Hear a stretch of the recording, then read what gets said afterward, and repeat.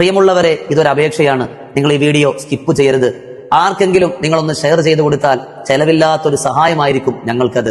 ഈ കാണുന്ന വീഡിയോ 60ഓളം മുതഅല്ലിമീങ്ങൾ വ്യത്യസ്ത മേഖലകളിൽ ദറസും ഹിഫ്ളും സ്കൂളൊക്കെ പഠിക്കുന്ന, ഞാൻ സേവനം ചെയ്യുന്ന ഹബീബി എന്ന സ്ഥാപനമാണ്.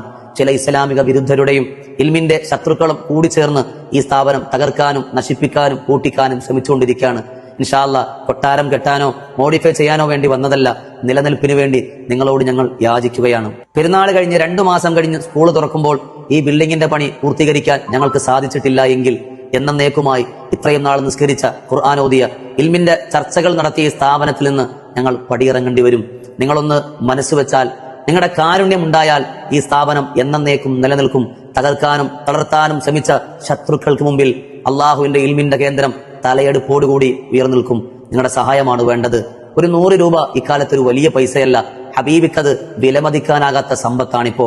ഇത് കാണുന്നവരെല്ലാം നിങ്ങളെ കൊണ്ട് കഴിയുന്നൊരു സംഭാവന, ഒന്നുമല്ലെങ്കിൽ ഒരു 100 രൂപയെങ്കിലും ഈ മുത്തഅല്ലിമീങ്ങളെ നിങ്ങളുടെ മക്കളെ പോലെ കണ്ടുകൊണ്ട് സഹായിക്കണം. ഹബീബിയുടെ അക്കൗണ്ട് നമ്പറും സ്കാനറും കൂടെ കൊടുക്കുന്നുണ്ട്. കഴിയുന്നവരെല്ലാം അതിലേക്ക് മാത്രം ഇടുക. അറിയാത്തവർ മാത്രം കൂടെയുള്ള ഗൂഗിൾ പേ നമ്പറിലേക്ക് പൈസ അയക്കുക. ഗൂഗിൾ പേക്ക് എന്തെങ്കിലും തടസ്സം വന്നാൽ ഒന്ന് മെസ്സേജ് അയച്ചാൽ മറ്റു നമ്പർ മാറ്റിത്തരാം. ഇൻഷാ അല്ലാഹ് തുച്ഛമായ ദിവസങ്ങൾ മാത്രമേ ഉള്ളൂ. റമളാനിലെ അവസാനത്തെ 10 ലൈലത്തുൽ ഖദ്ർ പ്രതീക്ഷിക്കുന്ന ഈ സുന്ദരമായ സമയത്ത് നിങ്ങളുടെ ഒരു സഹായം കൊണ്ട് ഒരു സ്ഥാപനം നിലനിൽക്കാൻ പോവുക. കണ്ടിട്ട് കാണാത്ത പോലെ നിങ്ങൾ നടിക്കരുത്. ഇൻഷാ അല്ലാഹ് വീട് കഴിയുമ്പോൾ നിങ്ങളെ കൊണ്ട് കഴിയുന്നതിലേക്ക് എത്തിക്കുക.